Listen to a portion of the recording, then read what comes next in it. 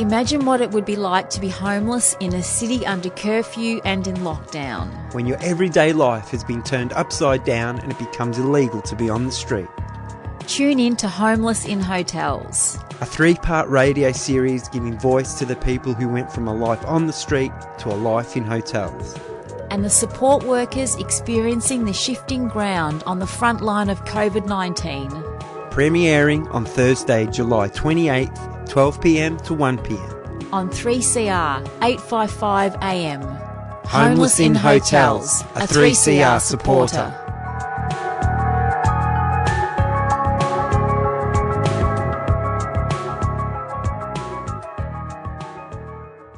Okay, and back on City Limits, and we've got Spike Caparoni?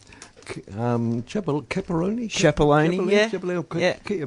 CHI, it should be Cap, shouldn't it? CHIA, so in the Italian, Kia. there's no K in the Roman alphabet. No, Kia, but CHI in Italian usually is pronounced Key. Yes, yeah. Correct.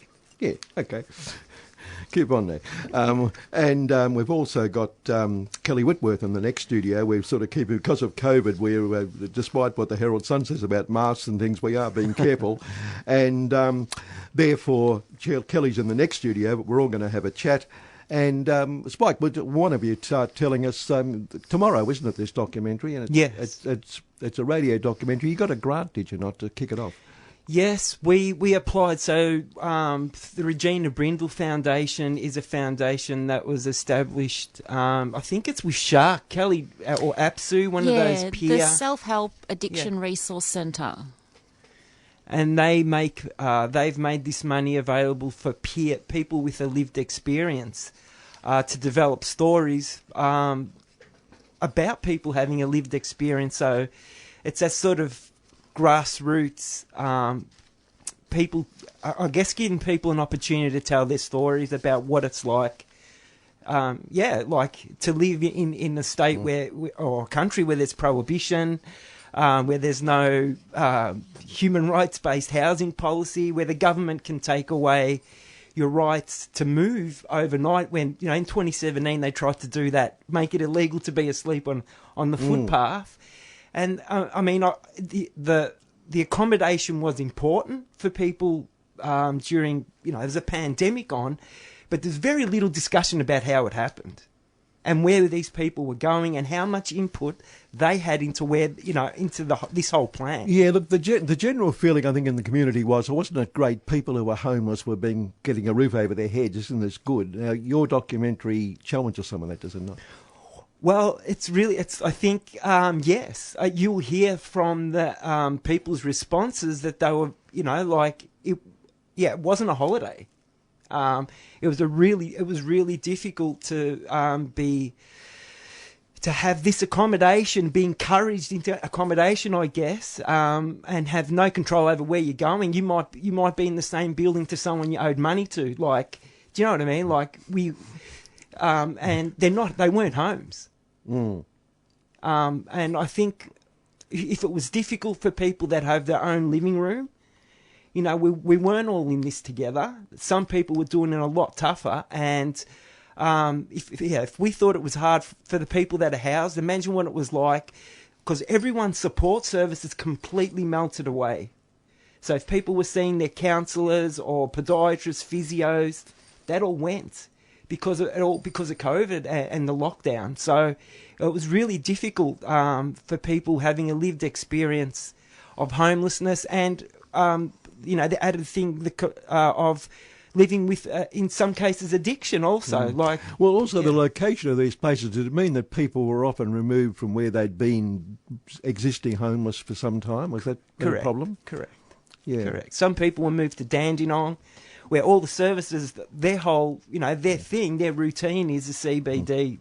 For a lot of people, especially people that sleep, what I term rough sleepers are people that are sleeping in tents or squats or improvised dwellings. Sometimes they may couch surf occasionally or stay in a shelter, like in one of the student hostels. But, 40-50% of their time is, street-based. It's a 3-part documentary, isn't it? And it starts tomorrow. What time is tomorrow? 12 o'clock. Kelly, do you want to fill us in before? Yeah, it's a 3-part. Premieres tomorrow, 12 p.m. to 1 p.m. and next Thursday, and then the Thursday after. And if people miss the radio broadcast, they'll be able to listen back online, and we'll give out those details after the first episode broadcast tomorrow. All right. And how'd you go about doing it? What was the process, and so what are we going to be listening to? We relied on our networks really to get our peers, and because we've already got some runs on the board in this area. We're kind of a known quantity to people, having co-produced the Ruminations homelessness program for quite a number of years here on 3CR, and we co-founded the Homeless Persons Union of Victoria back in 2014. So. We're a bit of a known quantity, and so there's some trust there within our networks. We were able to get, obviously, people. We weren't able to get as many people as we wanted with the time that we had. And that was very difficult last year through winter with lockdowns, happening. It disrupted the flow of things. And the very long process of transcribing all those interviews and coming up with our stories. How are we going to tell these stories, that took some time. We had our own housing and substance use challenges throughout that time as well. Our personal lives impacted. And now we're coming up to the pointy end. It's finally going to be broadcast tomorrow after 18 months, and we really can't wait for people to hear these voices and their stories, because it's been our baby for a long time, and we can't wait for kind of birth it into the world now and let other people hear their stories, and they're really going to fall in love with these people who have a lot of heart and a lot of humanity. And I think the series really does humanise homelessness in the pandemic, and people did find it really rough. Everybody was just thrown together in those hotels with little services, or varied what kind of services people could get, and they found it really hard. And a lot of them were just thrown back on the streets. They didn't get housing after it, so we ask listeners to really reflect on life, before, during and after a pandemic. What happens to people? Yeah. Yeah, well, congratulations on that first Kelly and Spike. Like, that's a long gestation period. Yeah. And so you're going to be, focusing on, I guess, a lot of personal testimonies. Have you found, what have been the overarching kind of similarities between people's experiences? Well, we really focused on alcohol and other drug use, and how people manage their AOD and their mental health. And so we've structured the 3 episodes around different themes. The first episode, we really go into the world of the hotel accommodation, the day-to-day life for people. What was the social scene like? How did people manage their substance use? How did they manage their well-being? We meet a couple of workers who can provide some larger context. And in the second episode, we meet some more peers and some support workers. And that episode focuses on services. How did people access services? What opportunities did they have that they might not have had previously, or what difficulties did they come up against? And in the third episode, we look at the law. How did the law impact the homeless community when it pretty much, as Spike was saying, became illegal to be on the street? And then we finish up with both our peers and our workers reflecting on the hotel accommodation scheme. What were the things that could have been done better? Where did it fall down? And going forward, what do we do now? And as for common themes, I think, people did feel unsupported, Seb, it was very chaotic in the hotels. As I said, everyone was just thrown together with little support, and then the people that didn't get housing out of it, they felt really let down. It was very, very hard for them, a very emotional journey, not knowing how long they were going to be able to stay in the hotels, because the funding was only 2 weeks at a time. So it was very tenuous. They were very anxious, and it wasn't necessarily a great experience for everybody. Can I just add, one of the similarities I heard in one of the themes was how people who are having a lived experience, how they feel they're perceived by the I guess the world, and how they're made to feel like, what's the best way to put this? Like sort of undeserving, I guess. I think there's a real misunderstanding about who homeless people are. The undeserving poor. Yeah, and just the lack of a plan for them. You know, what's going to happen to me? Suddenly, you've taken away my rights to move, but you don't have a housing policy. You know, so the government that can take away your rights to move around doesn't think about doesn't have a long-term plan, doesn't have public housing. No. And, you know, that was really, I feel, people were disheartened. Well, Kelly mentioned going forward, and of course at the moment, COVID is really running as rampant as it ever has. What's happening with homeless people at the moment? We know last week, though, the cops came and took a lot of the possessions off people. Are they being left on the streets? Look, it's really up to the way things are for people that are homeless. It's like it's really up. You know, like there's outreach teams that sort of visit parts of that do the rounds around the CBD, because that's where I'm aware of. It's really so rooming houses are the only options for people when you go to what they call a housing entry point. And so each area, you're supposed to there's a housing entry point that you get in touch with if you want housing, and it's either crisis basically rooming houses. And for anyone that's lived in a rooming house, a lot of people do choose the freedom and in a lot of instances, the security of knowing the people around you. That's a really important thing. You know your neighbourhood, but being in a rooming house, you don't have any control about who's coming in or out, and a lot of people choose to sleep rough or squat. Well, we talked last week about the crisis accommodation situation at the Coburg Motor Inn, for instance, and that's usually for people coming out of jail. But also there's been lots of stories about rooming houses, boarding houses being sold off, and conditions there being pretty bad anyway. I mean, surely there needs to be, as you say, a solution in public housing for the whole problem. Yeah, well, that's, as someone that's been homeless and works in homelessness now, I that's the only answer. As things stand, I saw something by someone that said there was like 1 million empty properties in Australia or something like that, some crazy amount of properties. On the last census night, there were 300,000 vacant dwellings in Victoria. So what I heard was 1 million Australia wide. Yeah. So 300. So those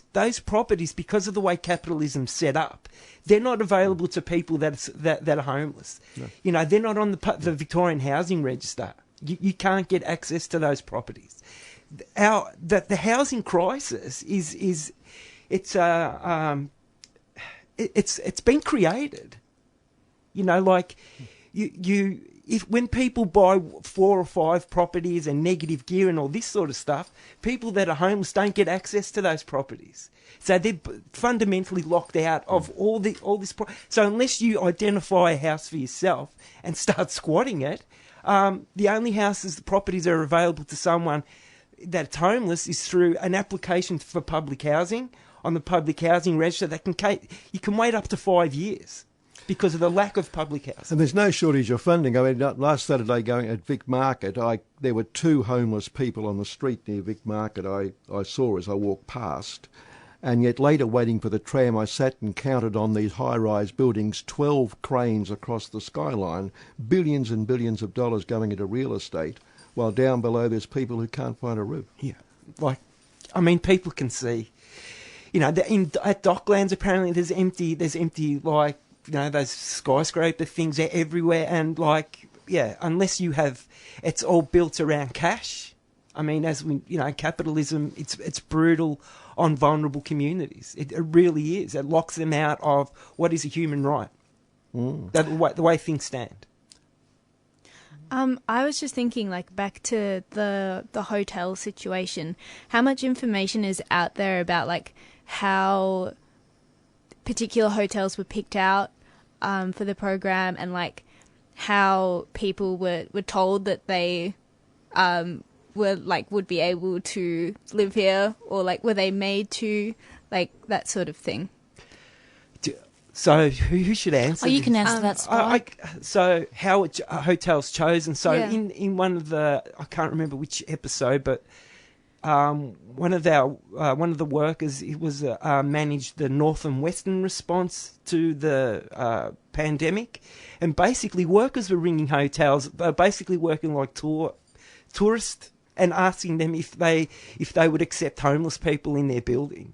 That's how it was managed, and they were getting funding in dribs and drabs. Who were the people ringing? The workers that work for Northwestern Homelessness for Right. the, I guess, the entry point. Yeah. Yeah. So the government, are they government employees or are they private? I guess they're a not-for-profit. They're a not-for-profit, yeah. So it's some sort of corporate thing, I guess. Like The private sector, it was privatised. All the private charities had to organise all this, ringing furiously around like travel agents, calling hotels to accommodate people for 2 weeks at a time. God. That took up a lot of their work. Yeah. What was the second part of your question? Sorry. Oh yeah. So how were people told, okay, this is happening, like get your things and move to a hotel? Like, Can I just say that's a really awesome question, because that's one of the main reasons we apart from just not homeless people not being visible, and it's not just visibility, because someone could walk up to a homeless person with a microphone anytime and speak to them, but actually create a safe space where they can discuss their stuff. They found out through outreach teams, when they were doing their rounds, they could, or they found out through a friend. There was no announcement, there was no publication, which means, I guess, in a lot of instances, you don't have time to plan. Homeless people need to plan their next week or their next month as well, just like we all do. They have the same needs, and desires, ambitions, like they're just people. And so they were finding out through face-to-face or friends. Yeah. And at the moment, the federal government, its main housing policy is to give people get some sort of money to actually buy their own home, which means that if you're homeless, affordable housing, whatever that means, if you're homeless, means absolutely nothing as far as I can make out. But also their other point is they do want to put money into social housing, as they call it, but that's going to involve, again, the private sector. So we're really seeing no policies that run to genuine public housing. That's and for someone was saying that one of the I've heard a conversation where a homeless person that did get housing through their hotel accommodation. So there was a thing called house to home.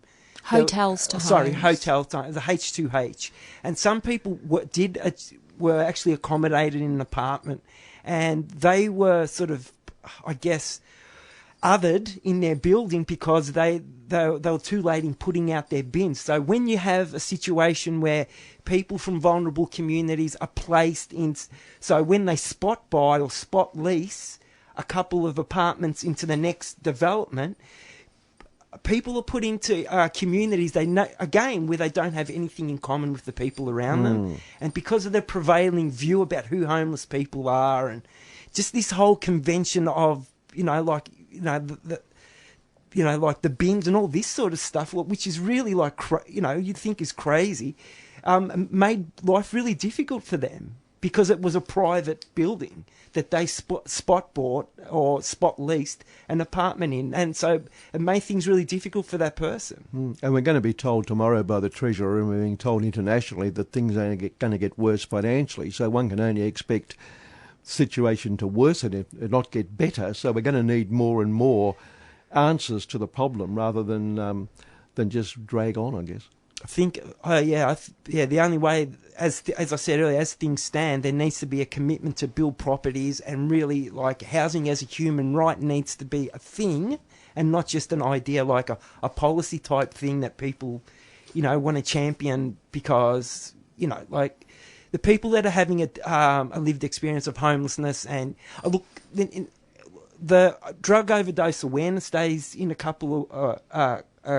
a week or so, and homelessness week, those sort of things. The impact of prohibition that has, the impact of prohibition and the lack of public housing has on people that are doing it really hard. It's incredible. The private market, the private housing market, is vicious on people that are struggling.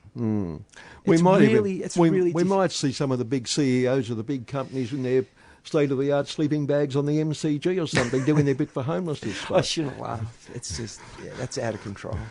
Yeah, I don't know. Like, they haven't got security guards and police officers that, kicking them when they walk past. Like, people get spat on. There's all sorts of crap happens. Yeah.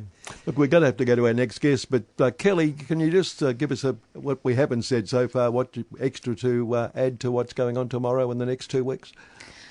Oh, nothing more to add, Kevin. Just to reiterate, it's being broadcast tomorrow, 12 p.m. to 1 p.m. and the following 2 Thursdays, and it will be available online after that. And we really encourage people to have a listen and reflect, as I said, on life, from the footpath before, during, and after a pandemic, and people can make up their own mind about what they think about it. But it's a lot of work. How long did it take you to put the whole thing together? Oh, it's been an 18-month project.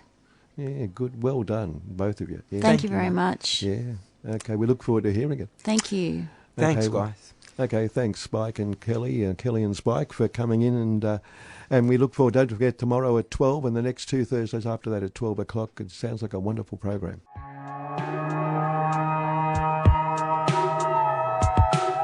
Imagine what it would be like to be homeless in a city under curfew and in lockdown. When your everyday life has been turned upside down and it becomes illegal to be on the street.